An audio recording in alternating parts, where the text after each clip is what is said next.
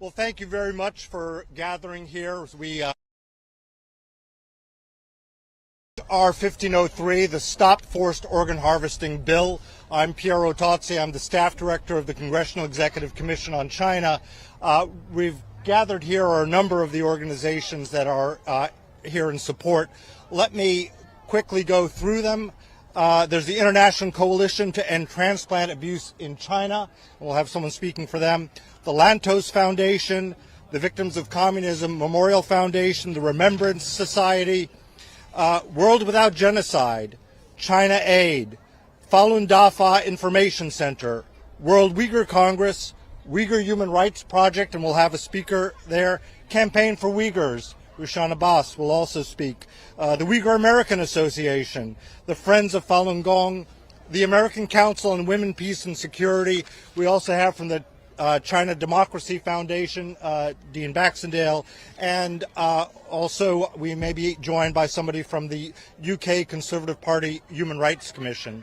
With that, I'd like to introduce the bill's sponsor, Congressman Chris Smith, who, as you know, is one of the longest-serving members of Congress. I think it's Hal Rogers and Chris Smith. Hal Rogers beats him because R comes before S in the alphabet. So he's got a. So he's the dean. He's the dean by 10 minutes. But without further ado, I'm going to introduce Chris Smith, the co-chair of the Congressional Executive Commission on China and the sponsor of H.R. 1503. Thank you. Piero, thank you so very much. And you know, one of the first amendments that I offered as a member of Congress, I've been here since 1981. I came with Ronald Reagan, was on the horrific use of forced abortion in the People's Republic of China, pursuant to their one-child-per-couple policy. Been working on human rights vis-a-vis China ever since, and have worked with these amazing people to my left and to my right, who have been truth bearers, who have stood up, often at great expense to themselves and their families, and they're here today to bear witness to an absolutely ugly truth being committed right now as we meet by Xi Jinping and the Chinese Communist Party. They are murdering tens of thousands of young people, Uyghurs, Falun Gong practitioners, and some others, in order to steal their organs. The average age is 28, although it's between 25 and 30 usually. They cull the healthiest young people, and then they sell their organs to the highest bidder. For Xi Jinping, this is a huge money maker. These are the kind of atrocities that are analogous to the Nazi Germany when they were doing horrific experiments on individuals. And now we have a situation where they're taking these organs, and the estimate is between 2 and 6 organs per person. I had one hearing where we actually had one of the doctors that did these horrific extractions. Again, they're not voluntary, they're absolutely coercive. And he said he couldn't believe it, you know, after the fact, what he had done. He even said, I didn't give him enough anesthesia, and he started moving as I was removing his organs. I mean, this is Joseph Mengele-like, the infamous Nazi doctor, and it's being committed right now in the People's Republic of China in very large numbers. You know, we've heard from many people over the years, including Ethan Gutman. My first hearing on this was back in 1998, and that's when Harry Wu brought over a police officer who showed us how they were killing people, executing them, and then taking their organs. But it was horrible, but it was a very, very small number. That number has ballooned and skyrocketed, and Ethan Gutman, in his famous book called The Slaughter, Mass Killings, Organ Harvesting in China's Secret Solution to its Descent Problem, walks through the whole history of how they have so industrialized this human rights abuse. We've introduced the Forced Organ Harvesting Act to stop it. We had the floor debate on Monday, and at 5 o'clock today, right behind me in the House of Representatives, we will be voting on that, and it hopefully will be a positive vote. What does the bill do? It does a number of things. One, calls on the State Department and Justice to do extensive studies as to what is happening. There's still a lack of understanding and actionable information because they're not looking. The human rights people at state are good people, but they're not doing as well as the TIP office, trafficking in persons. But there needs to be an accelerated prioritization of this. We also, anyone who is involved with this, like say in Shanghai or anywhere else, we will refuse them a visa to come here, and also make them unable to participate economically in anything going on here. Probably the biggest and most important part is that we also have civil penalties of up to $250,000 and criminal penalties up to $1 million and imprisonment of not more than 20 years or both. So these are serious sanctions against individuals, and I think we need to stop the cover-up. There are many people in this town, particularly on K Street, who want to gloss over all of that and say, oh, aren't things nice with China?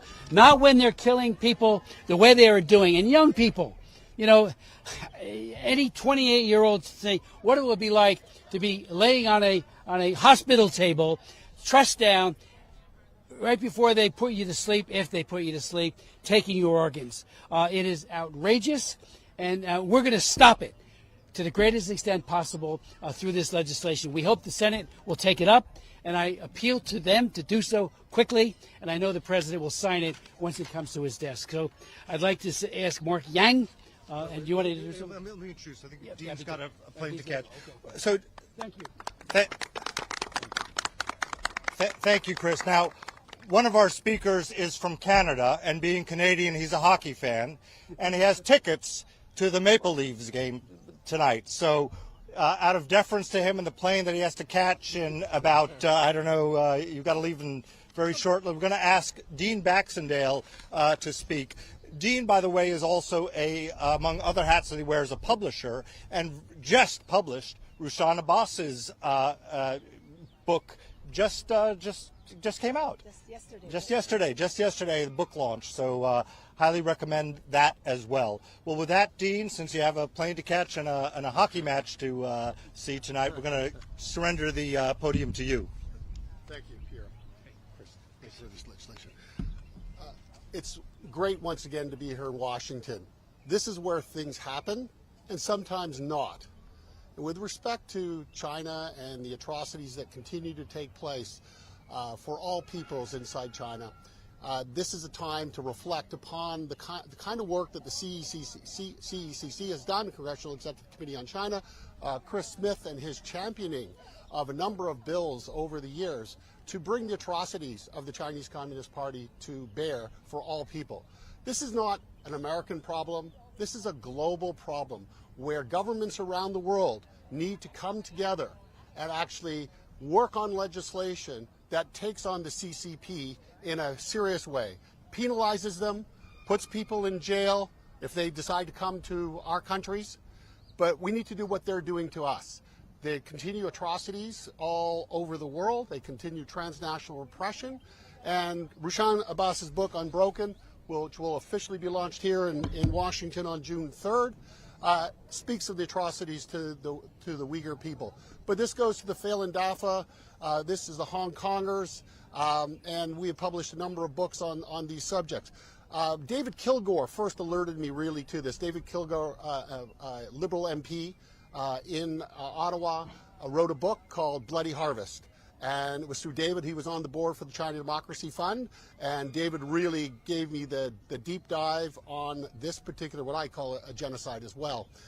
So we need to stand together as Americans, as Canadians, as global citizens to combat the scourge that is the Chinese Communist Party. It is the world's largest transnational organized crime group, as I have published in a number of different books, and we need to continue to expose them. Hopefully they reform, and we allow the people in China to be free. So thanks again for being here, and look forward to the next speakers. Thank you. Thanks. You want to show the book there? Yeah, there you go. Got it. Good. All right, thank you. Well, why don't we segue to Rashan Abbas, since we just heard heard her name mentioned, and then after that, Mark, we'll go to you. Thank you.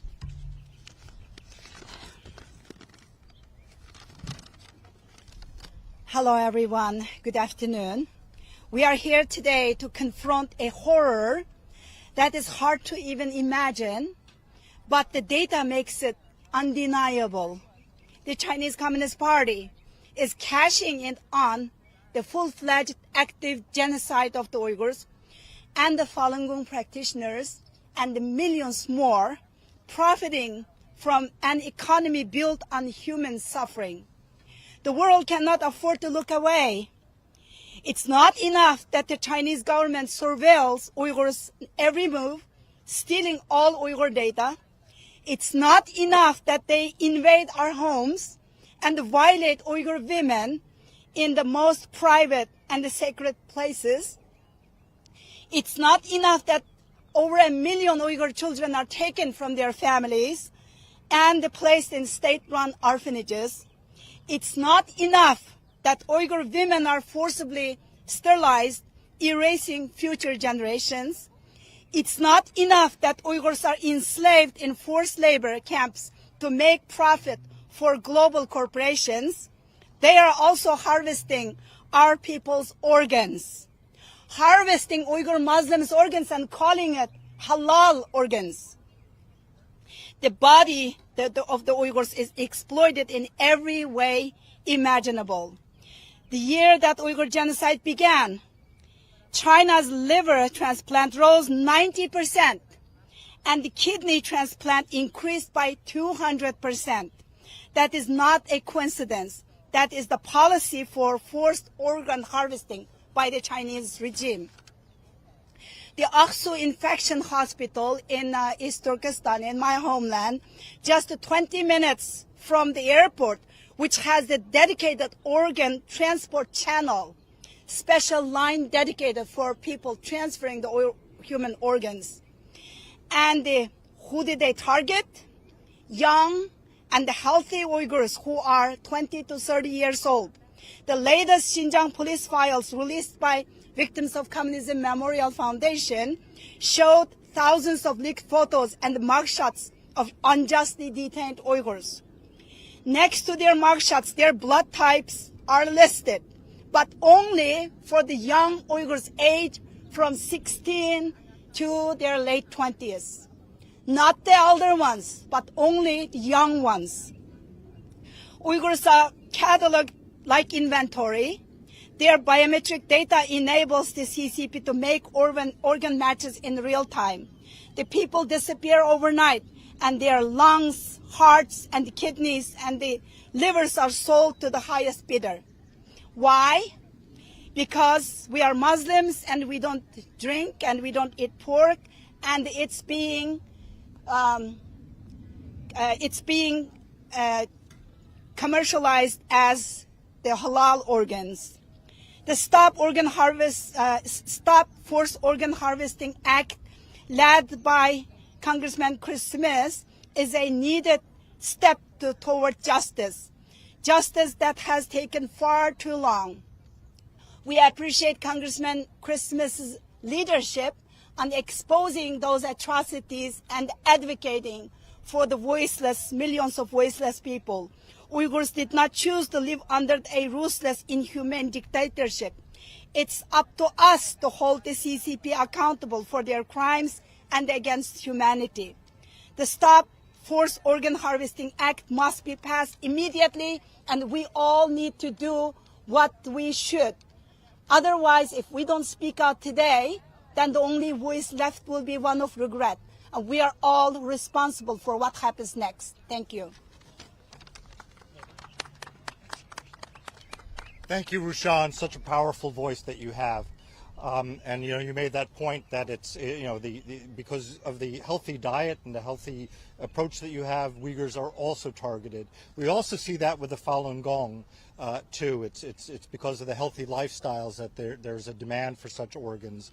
And when we first noticed it, it was really the Falun Gong practitioners that were targeted. So with that, we're going to give the podium over to Mark Yang.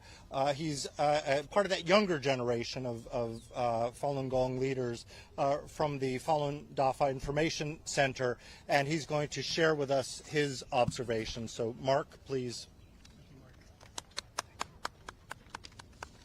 Good afternoon.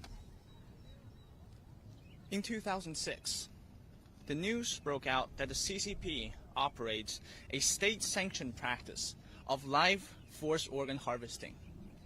Testimonies from Chinese medical staff and other whistleblowers have revealed that Falun Gong practitioners and other prisoners of conscience are being systematically killed for their organs. At the time, many struggled to comprehend it. The abuse was so gruesome, so unprecedented, that many found it difficult to believe. Prominent human rights lawyer David Matas captured this sentiment by describing China's practice as, I quote, "a new form of evil we have yet to see on this planet," end of quote. But nearly 20 years later, we are no longer standing in disbelief.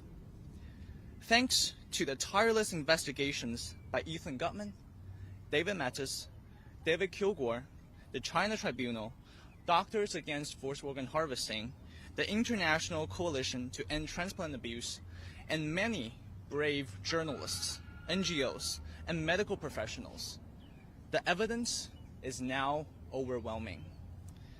And thanks to Representative Chris Smith, who has stood with us from the very beginning, we now see the fruits of his unwavering leadership. His Stop Forced Organ Harvesting Act has gained wide bipartisan support and is set for a vote today in the House of Representatives. We have truly come a long way. However, there is still much to be done. The Chinese Communist Party remains one of the most serious threats to human rights and freedom. Since 1999, millions of Falun Gong practitioners have been brutally persecuted, detained, imprisoned, and tortured for simply upholding their faith of truthfulness, compassion, and tolerance. Simultaneously, China's transplant industry has exploded in size, growing at a pace that defies any ethical explanation. So far, there are 5,000 well-documented deaths due to torture and abuse. Moreover, an unknowable number, likely hundreds of thousands as estimated by the China Tribunal, have been slaughtered for their organs. Today, this horror is still going on. There have been multiple incidences in recent years where some Chinese doctors' comments to a journalist or foreign medical professionals made clear that this type of systematic abuse is an open secret in China. And it's not just targeting Falun Gong practitioners. Uyghur Muslims, house Christians, and other prisoners of conscience are being swept into the same machinery of abuse. That is why we're standing here today, to urge our members of Congress to stop the killing and to hold the CCP accountable. Thank you. Thank you, Mark.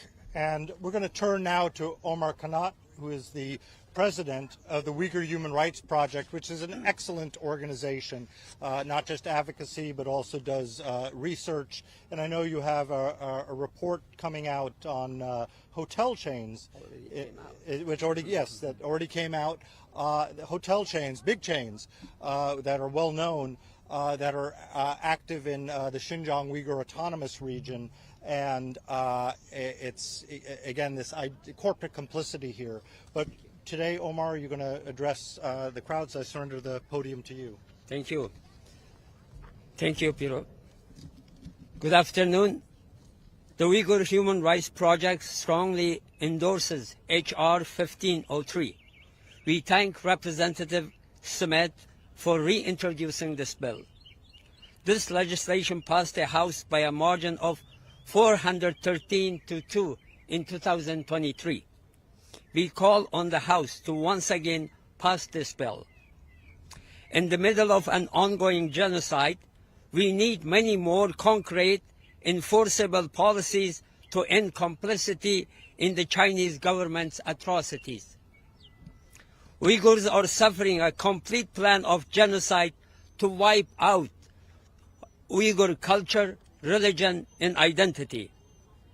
The government is sterilizing Uyghur women by force, aborting Uyghur women's babies by force, and separating young Uyghurs through a large-scale labor transfer and forced labor program. The effect of these policies is very clear: to stop the formation of Uyghur families and ensure the end of the Uyghur people within a few generations. The unspeakable torture and brutality in the concentration camps is truly shocking. When a people are so dehumanized as the Uyghurs are, there is nothing to stop the authorities from using Uyghurs as a living organ bank. In June 2019, the Chinese tribunal, headed by Sir Jeffrey Nice, concluded that forced organ harvesting was a long-term practice in People's Republic of China. In response, Mr. Smith's bill is very important to end the complicity. The Stop Forced Organ Harvesting Act of 2025 is a key policy tool to punish and deter atrocity crimes. It is past time for the U.S. and other countries to impose sanctions on anyone who is involved in human trafficking for the purpose of organ harvesting. It is also encouraging that action at the state level is also happening. 2 years ago, I testified in Texas on their state-level bill on forced organ harvesting, led by the chair of the Texas House Insurance Committee, Tom Oliverson, who is a medical doctor. After this hearing, the CECC invited Dr. Oliverson to Washington to testify before CECC in March 2024. That briefing was focused specifically on Uyghurs and the CCP's forced organ trafficking industry. We once again thank CECC Representative Chris Smith, especially Representative Chris Smith, for his relentless drive to expose and stop this terrible crime. Thank you. Thank you, Omar, for that. We're next going to turn to Louisa Greve. Now, Louisa wears a number of different hats, including with the Uyghur Human Rights Project. But today, however, she's going to be speaking on behalf of the International Coalition to End Transplant Abuse. So, Louisa, we'll surrender the podium to you. Thank you, Piero.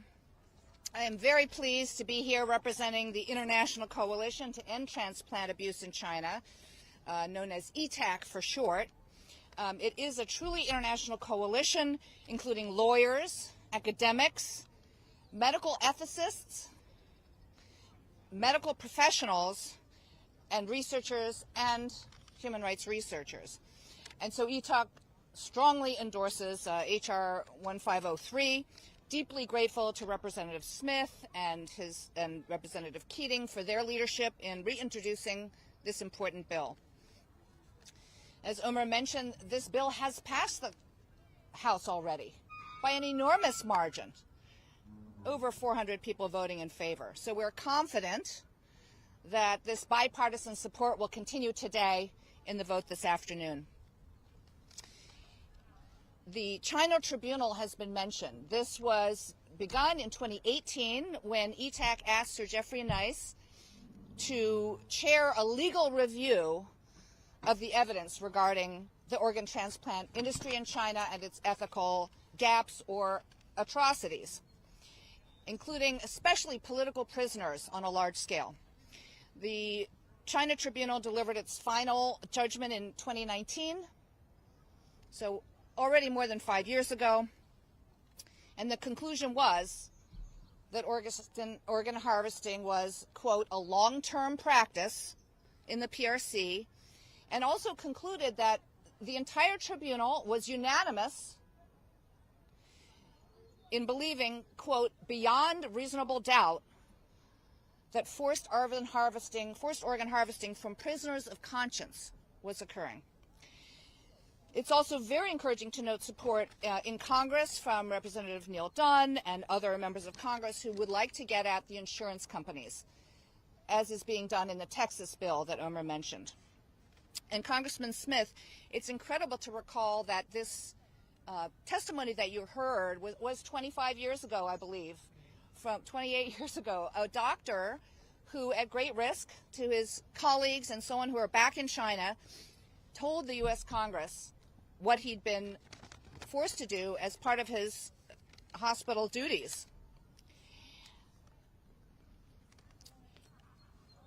So your dedication to ending these despicable crimes is truly inspirational to us all. It should not be taking this long. So it is past time for the U.S. and for other countries to impose sanctions. We also need to put pressure on universities who are publishing medical journals, who are inviting medical professionals, particularly transplant surgeons, to conferences to have perks and recognition on the international stage in the medical profession, which ought to, first and foremost, be upholding these universal principles of medical ethics. So it's unacceptable for the entire medical profession, including publications, conferences, visiting fellowships, and practice partnerships in our own hospitals around the world, working with Chinese doctors. That business as usual should not continue with the Chinese medical profession as long as the existing transplant industry is carrying out these kind of systematic human rights crimes. So on behalf of ETAC, I would like to thank the Congress for having passed this bill already, and to thank Congressman Smith for making sure it happens again today. Thanks. Thank you very much, Louisa. And just noting one thing you said, though, about inviting people to conferences, maybe after the bill passes, so that they come here, they could be subject to the penalties that are contained in the bill. Okay. Now, with that, we're going to turn to Elfidar Iltabir. She's the president of the Uyghur American Association. She's a tremendously hard worker. I see these signs here, Elfidar. They're yes, part of your handiwork. And with that, we're going to turn the podium over to you. Thank you. Dear Congressman Smith, distinguished lawmakers, advocates, members of the press, my name is Alfidar. As I was introduced, I speak to you today as representing the Uyghur community in the U.S., but not only the Uyghur community, as the voice of the silenced people of East Turkestan, the voice of those whose cries are buried behind the cold walls of China's concentration camps, forced labor factories, prisons. I stand before you with a heavy heart and a fierce determination to support the Stop Forced Organ Harvesting Act of 2025, which is H.R. 1503. The Chinese government is not only committing a genocide against the Uyghur people, it is converting Uyghur lives into a supply chain for profit-driven, state-run organ transparent business. Our brothers and sisters, as well as the Falun Gong practitioners and prisoners of conscience, young, healthy, and devout, are being turned into inventory for China's booming transparent industry. This is not a rumor, not a speculation. This is a calculated, state-sanctioned industry of murder for profit. We have chilling evidence, survivors' testimonies, investigative reports, and credible documentation that revealing that Uyghur detainees are subject to blood tests, DNA profiling, full-body medical screening, and tissue matching. But these tests are not for medical care. They are not for healing, they are for harvesting. Our people never received their results, as we know. Instead, they vanished, their organs surgically extracted, their bodies discarded. And in the most barbarian betrayal of faith and humanity, these organs are marketed as halal to wealthy recipients in the Muslim majority countries. The very identity that China seeks to erase is used to sell the body of Uyghur victims. This is a new kind of atrocities, as we all know, and not just genocide, but genocide for sale. The members of Congress, you have the power to act. By passing the H.R. 1503, you will shine a light on this horrific trade. This bill empowers the U.S. to investigate, expose, and hold accountable those who participate in the profit from forced organ harvesting. It also sends a powerful message that America will not be complicit in the trafficking of human life. To remain silent is to allow this horror to continue. To delay is to condemn more innocent lives. To vote yes, to say never again, not on our watch. We are confident this bill will pass the House with overwhelming support today. We urge everyone to expedite its passage through the Senate and send it swiftly to the President's desk as soon as possible. We Uyghurs have lost too much, our families, our freedom, our homeland, and do not let us lose our very bodies too. Stop these crimes against humanity, stop this commodification of life, and stop the Uyghur genocide. Let's pass the H.R. 1503. Thank you.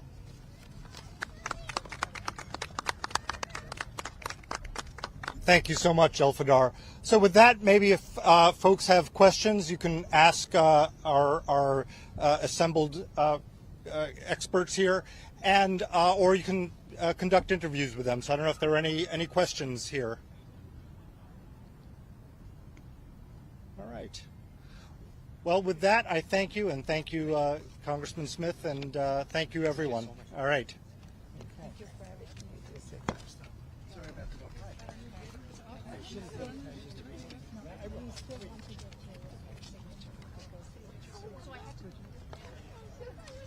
Mine was like puffy like this. Can we picture with you with my team? Yes, let's take a picture after.